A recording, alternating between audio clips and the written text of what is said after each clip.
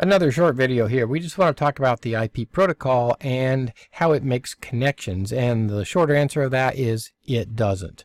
It is connectionless. Now, what do we mean by that? What we mean is that each packet is independent of the others. So packets are not grouped together to create a stream or a conversation, so to speak. They are just simply sent to the router, and the router has to worry about the conversations at a higher level.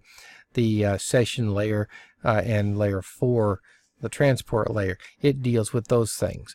But as far as IP itself, no, there's really no connection, which means now that we can send packets through different routes. I can send one packet one route, one packet another route. There's no pre-negotiated stream or route by which they can take. So there's no sequence checking. There's no error checking. It's just independent packets sent out. We call that connection.